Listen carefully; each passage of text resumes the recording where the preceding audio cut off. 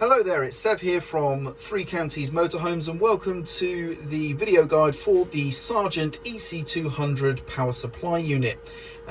Yours may be subtly different to this, but they typically follow this format. Now, this is basically your all-in-one unit that looks after your electrical needs essentially. So what we have inside here, first and foremost, is your mains consumer unit containing the RCD and MCB trip switches for your mains electrical supply. They are labelled here. We then have your habitation 12 volt DC fuses here, which again are all numbered. And then there's a handy sticker here to tell you what numbered fuse or labelled MCB does what.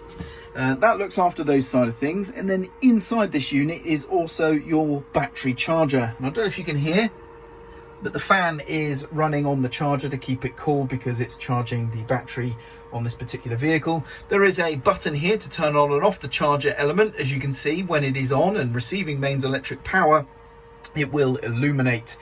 Now, there is also on this particular model a heater switch. This particular model is run so that it has electric hot water.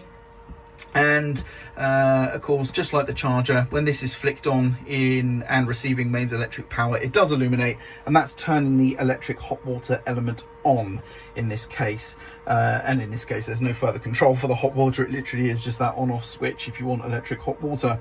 Now, of course, if your vehicle has other, maybe electric heating and hot water, this may just provide the electric isolation for both. It depends on your vehicle, so please do make sure you check your vehicle specifications or read the manuals or speak to your handover specialist to know exactly, if you have this button, how that works with your vehicle. But the rest of them, this charger button and everything else, should be as is explained in this video.